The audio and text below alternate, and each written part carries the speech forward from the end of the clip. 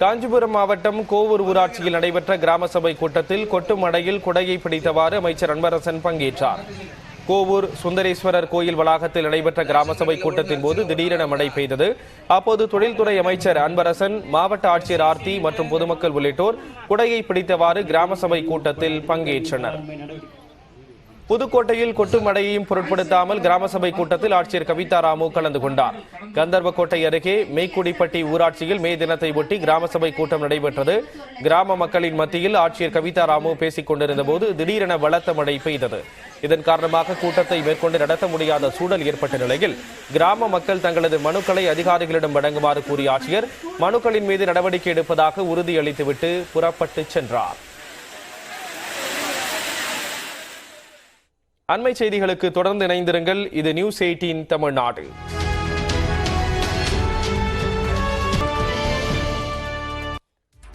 வணக்கம் நேரலே 6 மணி செய்தி தொகுப்பிற்கு உங்களை வரவேற்பது நான் வி விஷ்ணுராஜ். தொடர்ந்து 1 நிமிட செய்தி தொகுப்புகளை பார்க்கலாம்.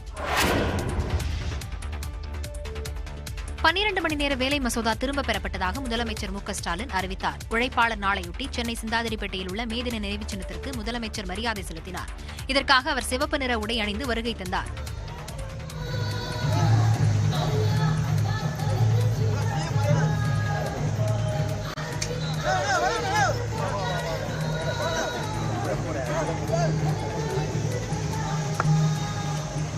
பின்னர் மே தின பூங்காவில் உரையாற்றிய அவர் 12 மணி நேர வேலை மசோதாவுக்கு தொழிற்சங்கங்கள் எதிர்ப்பு தெரிவித்ததால் எவ்வித தயக்கமுமின்றி துணிச்சலாக அரசு திரும்ப பெற்றதாகவும் கூறினார். வட தென் மாவட்டங்களின் வேலைவாய்ப்பை அதிகரிக்கவே இந்த சட்டத்தை கொண்டு வந்ததாகவும் முதலமைச்சர் விளக்கமளித்தார். திமுக அரசு கொண்டு வந்த சட்ட திருத்தமாக இருந்தாலும் திமுகவுடைய தொழிற்சங்கமும் இதற்கு எதிர்ப்பு தெரிவித்ததுதான் அதுல வேடிக்கை. அதற்காக நான் அவர்களை பாராட்டவும் கடமைப்பட்டிருக்கிறேன். திராவிட முன்னேற்ற கழகம் எத்தகைய ஜனநாயக மாண்பு கொண்ட அமைப்பு என்பதற்கு இது ஒரு எடுத்துக்காட்டு. திமுக ஆட்சியில் பாட்டாளி வர்க்க சிந்தனையே மேலோக்கி நிற்கும் என்றும் முதலமைச்சர் கூறினார்.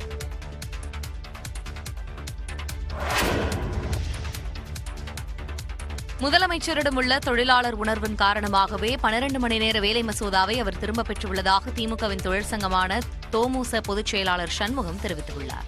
இந்த சட்டத்தை திரும்ப பெற வேண்டும் என்று கேட்டுக்கொண்டோம். சொன்ன உடனேயே கொஞ்சம் கூட கௌரவம் பார்க்காமல் நம்முடைய மாண்புமிகு முதல்வர் அவர்கள் அதனை திரும்ப பெற்றிருக்கின்றார்கள் என்றால் அவருடைய தொழிலாளர் உணர்வு என்பது மிகவும் போற்றுதலுக்குரியது. 12 மணி நேர வேலை மசோதா திரும்ப பெறப்பட்டதற்கு அமைப்பு சாரா தொழிலாளர் கூட்டமைப்பு வரவேற்பு தெரிவித்துள்ளது. அந்த 8 மணி நேர வேலையை 12 மணி நேரமாக்கும் அந்த ஒரு கருப்பு மசோதா என்றுதான் சொல்ல வேண்டும். அந்த கருப்பு மசோதாவை திரும்ப பெற்றிருக்கிறார் என்று சொல்லும் பொழுது மிக உண்மையிலேயே ஒரு மகிழ்ச்சியும் நன்றியும் தெரிவித்துக் கொள்ள விரும்புகின்றேன். 12 மணி நேர வேலை மசோதாவை தமிழக அரசு திரும்ப பெற்றது எதிர்பார்த்ததுதான் என சிஐடியு பொதுச் செயலாளர் சவுந்தரராஜன் தெரிவித்துள்ளார். நியூஸ் 18 தொலைக்காட்சி தொலைபேசியின் வாயிலாக பேட்டியளித்த அவர் அரசு மக்களுக்கான சட்டங்களை தான் ஏற்றுக்கொள்ள வேண்டும் என்றும் அவர் வலியுறுத்தினார். மசோதாவை திரும்ப பெற்ற முதலமைச்சருக்கு நன்றி தெரிவிப்பதாகவும் அவர் கூறினார். ஏசி, வாட்டர் ஹீட்டர் போன்ற மின்சார சாதனங்களை பயன்படுத்தும் வீடுகளுக்கு கூடுதல் கட்டணம் வசூலிக்கப்படும் என்ற தகவல் முற்றிலும் தவறானது என தமிழ்நாடு அரசு விளக்கம் அளித்துள்ளது. தமிழகத்தில் கோடைகால வெப்ப தாக்கத்தினால் ஏசி உள்ளிட்ட மின்சாதன பொருட்களின் பயன்பாடு அதிகரித்துள்ளது. இந்நிலையில் ஏசி, வாட்டர் ஹீட்டர் போன்ற மின்சார சாதனங்களை பயன்படுத்தும் வீடுகளில் அனுமதிக்கப்பட்ட அளவை விட அதிக மின்சாரம் உபயோகிக்கப்பட்டால் அபராதம் விதிக்கப்பட உள்ளதாகவும் தகவல் வெளியானது. இதற்காக மின் வழங்கல் விதிகளில் திருத்தம் செய்ய அனுமதி கோரி மின்சார ஒழுங்குமுறை ஆணையத்திடம் மின்வாரியம் விண்ணப்பித்துள்ளதாகவும் கூறப்பட்டது. இந்த நிலையில் இது தொடர்பாக தமிழ்நாடு மின்சார ஒழுங்குமுறை ஆணையம் வெளியிட்டுள்ள செய்திக்குறிப்பில் வீடுகளுக்கு நிலை கட்டணம் வசூலிப்பதில் இருந்து கடந்த ஆண்டு செப்டம்பர் மாதமே விலக்கு அளிக்கப்பட்டுள்ளதை சுட்டிக்காட்டியுள்ளது. நிலை கட்டணம் செலுத்துவதில் இருந்து விலக்கு அளித்த பின்பு அதன் மீதான அபராதம் என்பது முற்றிலும் தவறான செய்தி எனவும் விளக்கமளித்துள்ளது.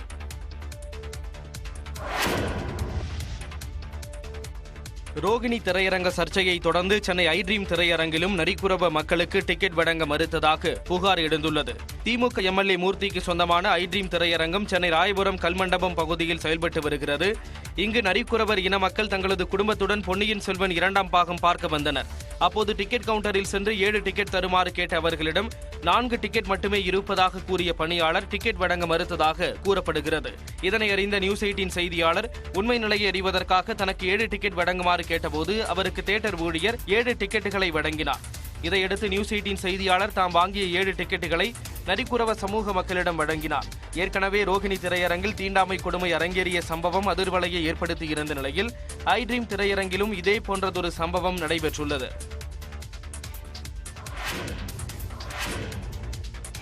அதிமுகவின் போலி பொதுக்குழு கலைக்கப்படுவதாக முன்னாள் முதலமைச்சர் ஓ பன்னீர்செல்வம் அறிவித்திருக்கிறார். முன்னாள் முதலமைச்சர் ஓ பன்னீர்செல்வம் சென்னை கிரீன்வே சாலையில் உள்ள அவரது இல்லத்தில் ஆதரவாளர்களுடன் ஆலோசனையில் ஈடுபட்டார்.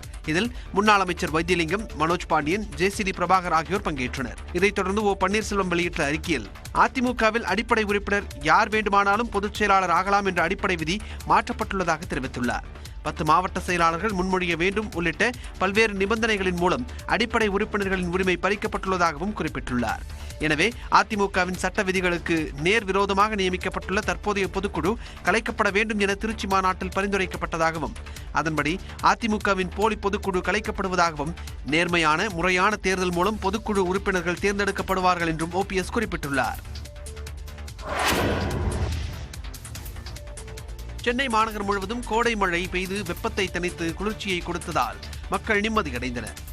சென்னையில் கடந்த 1 மாதமாக வெயில் வாட்டி வதைத்து வந்த நிலையில் வெப்பத்தின் தாக்கம் அதிகரித்து காணப்பட்டது. இந்த நிலையில் சென்னையில் காலை முதலே கருமேகங்கள் சூழ்ந்து பல்வேறு இடங்களில் லேசான மழை பெய்தது. மெரினா, திருவல்லிக்கேணி, அடையாறு உட்பட கடற்கரையோரம் உள்ள பகுதிகளில் கனமழை பெய்தது. மேலும் தேனாம்பேட்டை, நுங்கம்பாக்கம், அண்ணா சாலை உள்ளிட்ட பல்வேறு பகுதிகளிலும் மழை பெய்ததால் சாலைகளில் தண்ணீர் ஓடியது. திடீரென பெய்த மழையால் ஆங்காங்கே பொதுமக்கள் ஒதுங்கி நின்றனர். வியாசர்பாடி, பெரம்பூர், அயனாவரம், மாதவரம், எழும்பூர், ராயப்பேட்டை, மணலி, எண்ணூர், திருவொற்றியூர், ராயபுரம், அடையாறு, சோழிங்கநல்லூர் உள்ளிட்ட பகுதிகளில் பரவலாக மழை பெய்தது. அத்துடன் சென்னை புறநகர் பகுதிகளான மீனம்பாக்கம், விமான நிலையம், பெருங்களத்தூர் மற்றும் வண்டலூரில் அரை மணி நேரத்திற்கு மேல் பலத்த மழை பெய்தது. தாம்பரத்தில் சுமார் 1 மணி நேரம் நீடித்தது. பருவமழை போல வெளுத்து வாங்கியதால் பொதுமக்கள் ஆச்சரியமடைந்தனர்.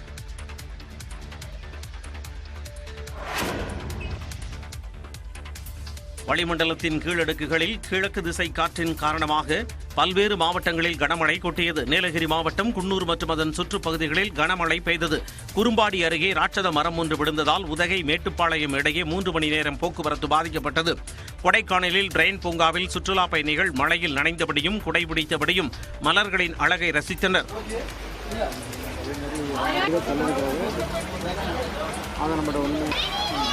கள்ளக்குறிச்சி மாவட்டம் உளுந்தூர்பேட்டை மற்றும் அதன் சுற்றுவட்டார பகுதிகளான சேந்தநாடு, கெடிலம், களமருதூர், எறையூர், வடகுரும்பூர் உள்ளிட்ட பகுதிகளில் இடி மின்னலுடன் பலத்த மழை பெய்தது.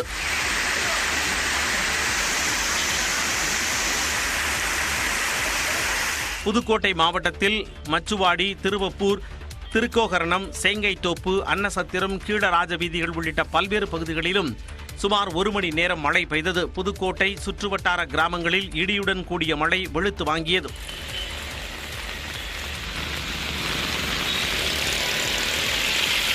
நாகை மாவட்டத்தில் ஆழியூர், கீழ்வேளூர், இலுப்பூர், தேவூர், வெண்மணி, சாட்டியக்குடி, வலிவலம் உள்ளிட்ட பல்வேறு பகுதிகளில் கனமழை பெய்தது.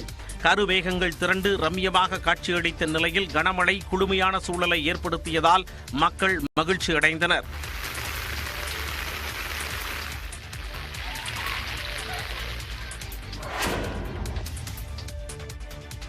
கர்நாடகத்தில் ஆண்டுக்கு 3 சமையல் எரிவாயு சிலிண்டர்கள், நாள்தோறும் 1/2 லிட்டர் நந்தினி பால் உள்ளிட்டவை இலவசமாக வழங்கப்படும் என பாஜக தேர்தல் அறிக்கையில் அறிவித்துள்ளது. கர்நாடகாவில் நடைபெறவுள்ள சட்டமன்ற தேர்தலுக்கான பணிகள் விறுவிறுப்படைந்துள்ளன.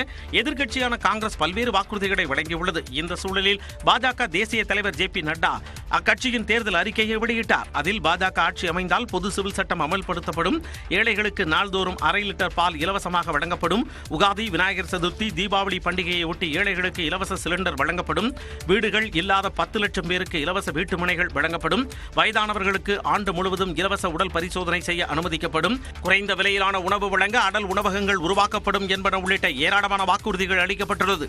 கர்நாடகாவில் தேர்தல் வாக்குறுதி குறித்து பேசிய ஜே பி நட்டா இலவசங்களுக்கும் வறுமை கோட்டிற்கு கீழ் உள்ளவர்களுக்கு வழங்கும் உதவிக்கும் வித்தியாசம் இருப்பதாக கூறினார். கர்நாடகாவில் கடந்த ஆட்சியில் 40% கமிஷன் ஊழல் நடைபெற்றதாகவும் அது குறித்து பிரதமர் மோடி நடவடிக்கை எடுக்காதது ஏன் என்றும் ராகுல் காந்தி கேள்வி எழுப்பினார்.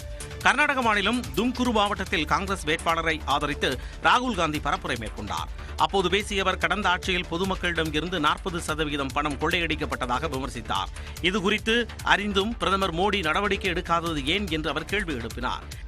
पिछले 3 सालों में जब आपको मालूम था कि कर्नाटक में 40% चोरी हो रही है, तो आपने क्या किया? இதனிடையே பொதுக்கூட்டத்தில் அவர் பேசிக் கொண்டிருந்த போது அருகில் இருந்த மசூதியில் பாங்கு போதும் ஒலி கேட்டது. இதனை கேட்டு தனது பரப்புரையை ராகுல் காந்தி தற்காலிகமாக நிறுத்தினார்.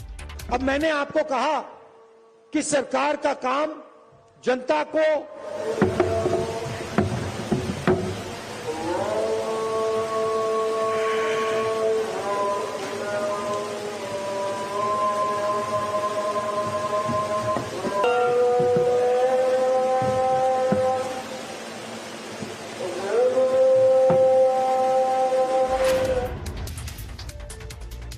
சென்னை சேப்பாக்கத்தில் ஐபிஎல் கிரிக்கெட் போட்டிகளை பார்க்க சென்ற ரசிகர்களின் புல்லட்டுகளை குறிவைத்து தூக்கிய நபர்களை காவல்துறையினர் கைது செய்தனர். சேப்பாக்கத்தில் வீரர்களின் ஆட்டத்தைக் கண்டு ஆடுகளமே ஆர்ப்பரித்து கூச்சலிட்டுக் கொண்டிருந்த நேரத்தில் சத்தமில்லாமல் புல்லட்டுகள் திருடு போவதாக காவல்துறைக்கு புகார்கள் குவிந்தன. இந்நிலையில் நேற்றைய போட்டியின் போது ரயில்வே பார்டர் சாலையில் நிறுத்தப்பட்டிருந்த புல்லட்டை இருவர் திருட முயன்றனர். இதனை கண்ட காவலர் ஒருவர் அவர்களை பிடித்து உயரதிகாரிகளிடம் ஒப்படைத்தார். பின்னர் அவர்களிடம் நடத்திய விசாரணையில் நெல்லையைச் சேர்ந்த சுரேஷ் மற்றும் மணி ஆகியோர் திருட்டில் ஈடுபட்டது தெரியவந்தது.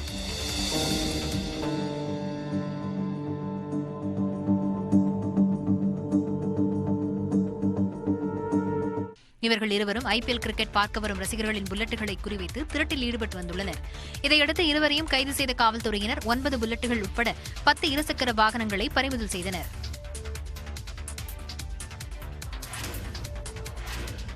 சமூக வலைதளங்களில் வெளியான ஆடியோ விவகாரம் சர்ச்சையான நிலையில் நிதியமைச்சர் பழனிவேல் தியாகராஜன் முதலமைச்சர் மு.க. ஸ்டாலினை சந்தித்து பேசினார். தமிழ்நாடு நிதியமைச்சர் பழனிவேல் தியாகராஜன் பேசியதாக ஒரு ஆடியோ 2 வாரங்களுக்கு முன்பு சமூக வலைதளங்களில் வெளியாகி சர்ச்சையானது. எனினும் அது போலியானது என நிதியமைச்சர் விளக்கமளித்திருந்தார். இந்நிலையில் மற்றொரு ஆடியோவை தமிழக பாஜக தலைவர் அண்ணாமலை வெளியிட்டார். அதுகுறித்து ட்விட்டரில் விளக்கமளித்த பழனிவேல் தியாகராஜன் ஆடியோவில் உள்ளது போன்று தாம் யாரிடமும் பேசவில்லை என தெரிவித்திருந்தார். ஆடியோ விவகாரம் தொடர்பாக நீதிமன்றத்திற்கு சென்றால் ஒரிஜினல் ஆடியோவையும் எங்கே எப்போது யாரிடம் பேசப்பட்டது என்பதையும் கொடுக்க தயாராக இருப்பதாக அண்ணாமலை தெரிவித்திருந்தார். இந்நிலையில் முதலமைச்சர் மு.க. ஸ்டாலினை அமைச்சர் பிடிஆர் பழனிவேல் தியாகராஜன் இன்று சந்தித்து பேசினார். சென்னை ஆழ்வார்பேட்டையில் உள்ள முதலமைச்சர் மு.க. ஸ்டாலினின் இல்லத்தில் 10 நிமிடம் இந்த சந்திப்பு நடைபெற்றதாக கூறப்படுகிறது. மே 2ஆம் தேதி தமிழக அமைச்சரவை கூட்டம் நடைபெறவிருக்கும் நிலையில் நிதியமைச்சரை முதலமைச்சர் சந்தித்திருப்பது முக்கியத்துவம் பெற்றுள்ளது. அண்ணாமலை வெளியிட்ட ஆடியோ விவகாரத்தில் வழக்கு தொடர்வது குறித்து அமைச்சர் பழனிவேல் தியாகராஜன் தான் முடிவெடுக்க வேண்டும் என திமுக செய்தி தொடர்பாளர் TKS இளங்கோவன் தெரிவித்துள்ளார். சமூக ஊடகங்களில் வெளியிடப்பட்ட ஆடியோக்களில் அமைச்சர் பழனிவேல் தியாகராஜன் அவரது கட்சி தொடர்பாக பல்வேறு சர்ச்சை கருத்துக்களை பேசியிருந்ததாக தகவல் வெளியானது. ஆனால் அந்த ஆடியோவில் இருப்பது தன்னுடைய குரல் இல்லை என்று பழனிவேல் தியாகராஜன் மறுத்த நிலையில் இதுகுறித்து பேசிய TKS இளங்கோவன் இந்த விவகாரத்தில் வழக்கு தொடர்வது பிடிஆரின் தனிப்பட்ட விவகாரம் என்றார். தவறான ஆடியோ சித்தரிக்கப்பட்ட ஆடியோங்கிற பட்சத்தில் சட்ட ரீதியில நடவடிக்கைகள் எந்த தடையுமே இல்லையே. அவர்தான் முடிவெடுக்க வேண்டும். இல்ல மற்ற விஷயங்கள்ல வந்து கேஸ் கட்சி வந்து அதெல்லாம் கட்சி செய்யறது வேற. இது தனிப்பட்ட முறையிலே அவர் பேசிய பேச்சு. பொதுவான கருத்து என்றால் கட்சி நடவடிக்கை எடுக்கும்.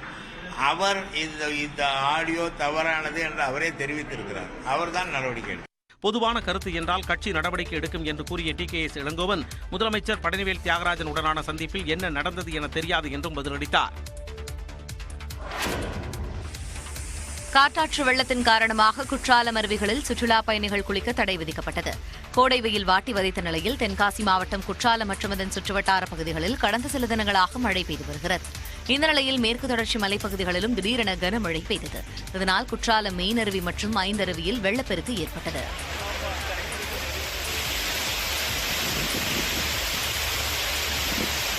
நீர்வரத்து அதிகரித்ததால் பாதுகாப்பு கருதி சுற்றுலா பயணிகள் குளிக்க தடை விதிக்கப்பட்டது. இதனால் பலரும் ஏமாற்றமடைந்தனர்.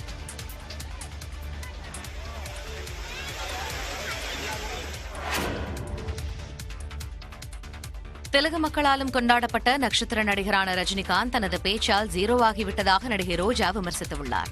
ஆந்திர மாநிலத்தின் மறைந்த முன்னாள் முதலமைச்சர் N.T. ராமாராவின் 100வது பிறந்தநாள் விழாவில் பங்கேற்று பேசிய நடிகர் ரஜினிகாந்த் தெலுங்கு தேச கட்சித் தலைவரும் முன்னாள் முதலமைச்சருமான சந்திரபாபு நாயுடு தொலைநோக்கு பார்வையால் தான் ஹைதராபாத் இப்போது ஹைடெக் சிட்டியாக உருவெடுத்து உள்ளதாக புகழாரம் சூட்டினார்.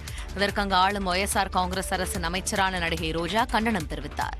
இந்நிலையில் புதுச்சேரியில் செய்தியாளர்களிடம் பேசிய ரோஜா ஆந்திர அரசியலை பற்றி புரிதலே இல்லாமல் பேசிய ரஜினி தற்போது ஜீரோவாகிவிட்டதாக கூறினார். ரஜினி சார்னா ஒரு டாப், அதுக்கு மேலன்னு நம்ம ஒரு ஐடியால இருப்போம். ஆனா இன்னைக்கு அவர் ஜீரோ ஆயிட்டாரு. ஜெகன்மோகன் ரெட்டியா தோக்கடிக்கிறதுக்கு சந்திரபாபு நாயுடு முதல் பவன் கல்யாண் யூஸ் பண்ணிருக்காரு. அவரால் ஒன்னும் முடியல. இப்போ ரஜினி சாரே இழுக்கிறாரு. அது ரஜினி சார் தெரிஞ்சுக்கிட்டா நல்லா இருக்கும். இந்நிலையில் ஒய்எஸ்ஆர் காங்கிரஸ் கட்சியை குறிப்பிட்ட ரஜினிகாந்த் பேசாத நிலையில் அவர் மீது சகித்துக் கொள்ள இயலாத வகையிலான வார்த்தைகளை பயன்படுத்தி விமர்சிப்பது வேதனை தருவதாக தெலுங்கு தேசம் கட்சித் தலைவர் சந்திரபாபு நாயுடு தெரிவித்துள்ளார். ஒய்எஸ்ஆர் காங்கிரஸ் கட்சி இந்த விஷயத்தில் நடைபெற்ற தவறுக்கு மன்னிப்பு கேட்டு தவறை சரி செய்து கொள்ள வேண்டும் எனவும் சந்திரபாபு நாயுடு குறிப்பிட்டுள்ளார். தொடர்ந்து மற்ற செய்திகளை பார்க்கலாம் ஒரு சிறு இடைவேளைக்கு பிறகு.